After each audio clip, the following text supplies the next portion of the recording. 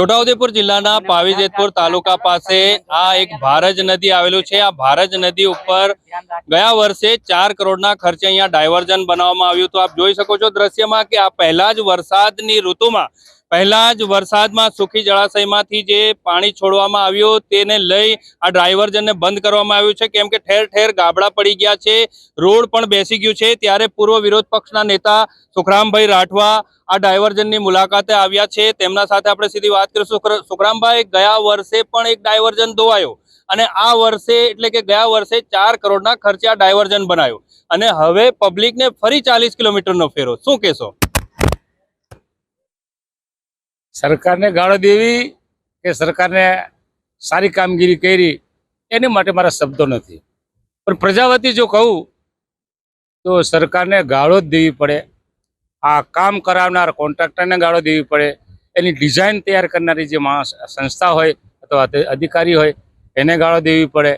અને સુખીનું પાણી છૂટ્યું તમે કહો છો, પણ સુખીનું પાણી એક જ ગેટ ખોલવામાં આવ્યો હતો, વરસાદ પણ થયો હતો રાતના, અને વરસાદને કારણે પણ થોડુંક આવરો વધ્યો હશે અને એ વધવાને કારણે સાથે સાથે ખેતરોમાંથી ખેડૂતોનો જે માલ છે એ કાઢી નાખ્યા પછી ઝાંખરા જે રહી જાય એ ઝાંખરા નદીમાં તણાઈને આવ્યા હશે અને એને કારણે પાણી અહીંયા ઓવરફ્લો થયું રોકાઈ જવાથી, અને એને કારણે આ ડેમેજ થયું છે। આમ કહીએ અત્યારે પ્રાથમિક તબક્કે, પણ મૂળ તો જણનારીમાં જોર નથી, જણનારીમાં જોર નથી એટલે બીજાની મદદ લેવી પડે। તેમ આ સરકાર પોતે સરકારના સારા સારા તજજ્ઞો અધિકારીઓ ડિઝાઇન તૈયાર કરવાવાળા છે, પણ સરકારને કામ કરવું નથી, પ્રાઇવેટ એજન્સીઓને કામ સોંપી દે છે અને એને કારણે પ્રાઇવેટ એજન્સી ઓફિસમાં બેઠા બેઠા ગૂગલ પર સર્ચ કરીને એની ડિઝાઇન તૈયાર કરતા હોય છે અને એ ડિઝાઇનનું આ પરિણામ છે। એમ કહું તો બિલકુલ ખોટું નથી। આપણે જ્યાં ઊભા છે ત્યાંથી પેલી બાજુનો ભાગ સુધી આપણે જોઈ શકીએ છીએ કે પેલી બાજુના ભાગમાં પણ આવો જેકેટિંગ અને લાઈન આપવાની જરૂર હતી। પાણીના ભૂંગળા જે આપવામાં આવ્યા છે એ ભૂંગળા નાના છે, નદીમાં પાણી આવતું હોય તો કેટલું પાણી આવશે એનું માપ તો કરવું જોઈએ, પણ નથી થયું। ખેર, મને તો એક અમારા છોટાઉદેપુરમાં દેશના વડાપ્રધાન જ્યારે મિટિંગ કરીને ગયા હતા અને તે વખતે નર્મદાના પીવાનું પાણી માંગતા હતા, છોટાઉદેપુરના કોંગ્રેસના આગેવાનો, હું પણ, બીજા મિત્રો પણ, અલગ અલગ જૂથો પણ તે વખતે એવું કીધેલું કે આ કોંગ્રેસવાળાને આ નર્મદાના પાણીમાં આ જે લાઈન જાય છે એમાં આખા ને આખા નીકળી જાય એવી લાઈન હું નાખવાનો છું। અમારે એટલો મોટો પાણીની જરૂર નથી, એ ખેડૂતો માટે જોઈશે, પણ એ ટાઈપના ભૂંગળા આ નદીમાં ઉપયોગ થયો હોત મોટા ડાયામીટરના ત્યારે આ પ્રશ્ન નહીં આવતો। તમે જોઈ શકશો કે અહીંયા જે ભૂંગળા નાખવામાં આવ્યા છે એ નાના ડાયામીટરના છે અને નાના ડાયામીટરના ભૂંગળા હોવાને કારણે પાણીનો જે નિકાલ થવો જોઈએ જલ્દી એ થઈ શક્યો નથી। સાથે સાથે ડિઝાઇન જેણે તૈયાર કરી એ ડિઝાઇન ખોટી છે અને ડિઝાઇન તૈયાર કરનારની સામે સરકારે પગલાં લેવો જોઈએ, એને સસ્પેન્ડ કરવો જોઈએ, અથવા તો પ્રાઇવેટ એજન્સી હોય તો એ એજન્સીને કામ આપવાનું બંધ કરી દેવું જોઈએ। છતાં કામ જે થયું એના પર કયો અધિકારી દેખરેખ રાખતો હતો એ દેખવું જરૂરી છે। આપણે જ્યાં ઊભા છે ત્યાં જરૂર પડે કદાચ અહીં સુધી પાણી નહીં આવે તો અહીં સુધીના આ તમારે બેરિકેટિંગ કર્યું છે, પણ આગળ જ્યાં જરૂર છે નદીનો વચ્ચેનો પટ અને પેલી બાજુ 50-60 મીટર લાંબુ જો કર્યું હોત તો આ દશા નહીં આવે।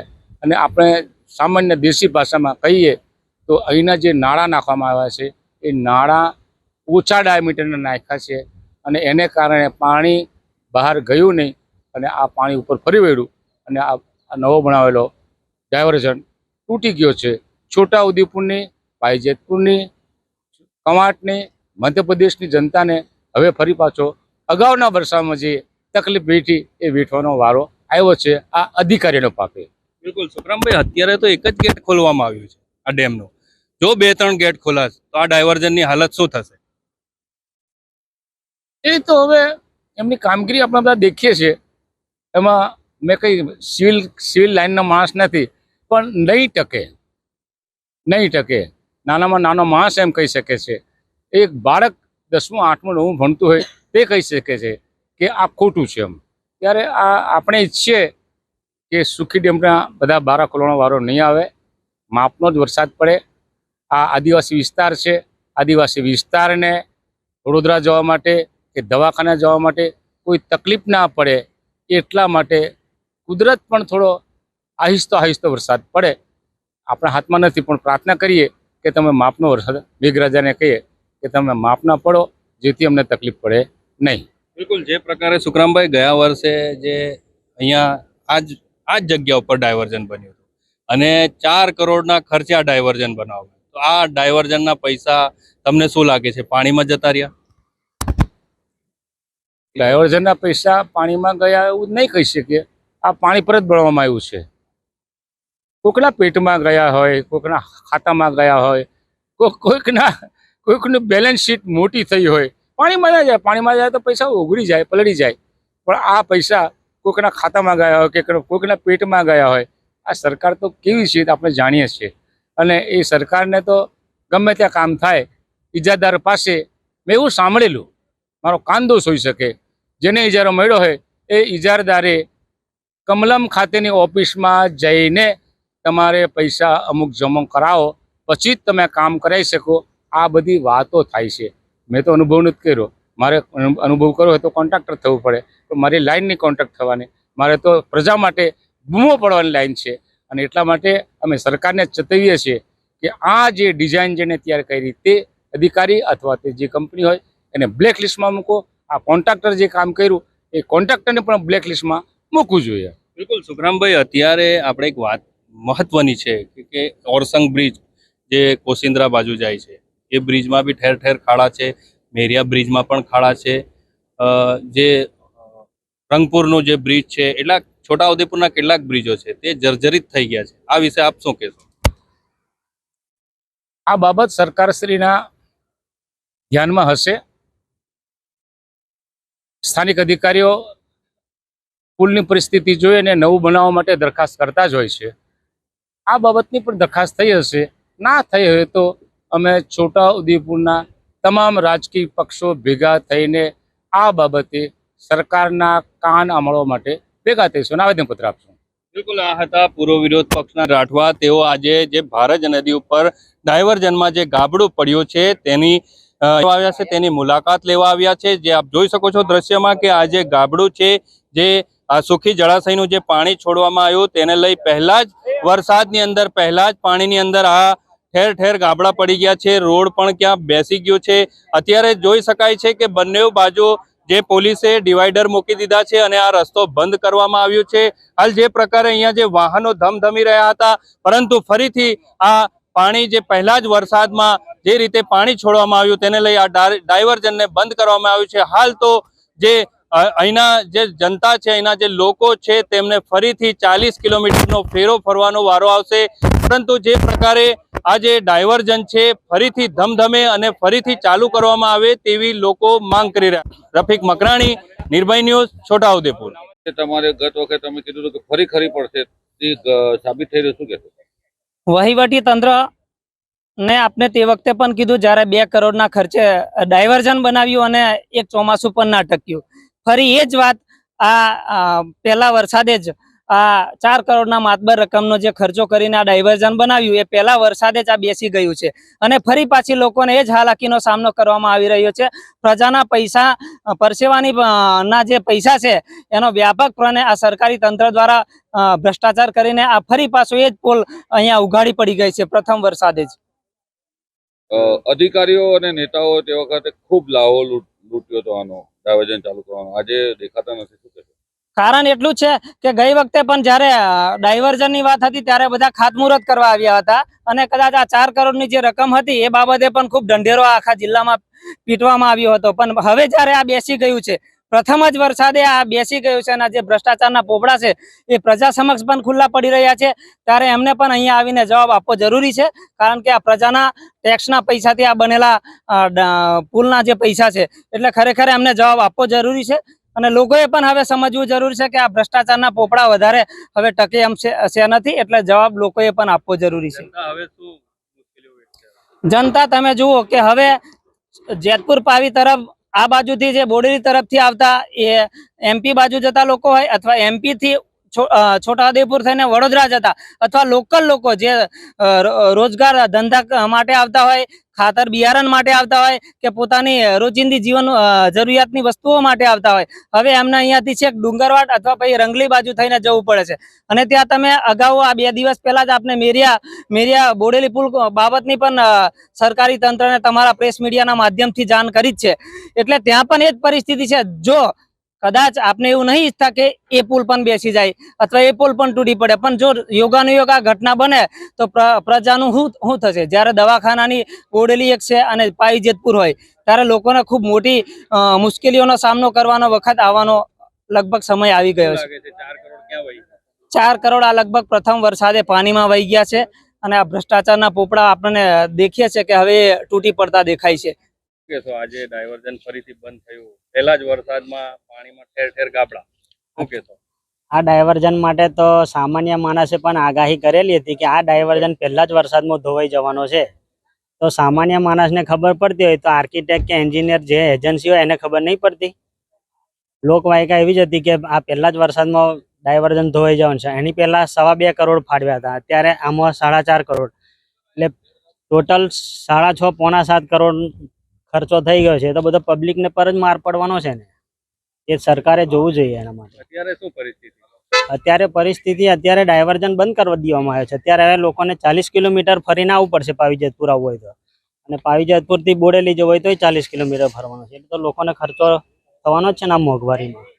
અહીંના જે સ્થાનિક લોકો છે તેમનો ધંધો રોજગાર, એ ધંધા રોજગારને પણ માર પડવાનો છે. પહેલા બી 1.5 વર્ષ સુધી આ વેઠ્યું છે ને હવે ફરી પાછો આ વેઠવાનું હોય. આ ડાયવર્ઝન 4-5 મહિના જ કોમ લાગ્યો છે. શું માંગ સરકાર જોડે?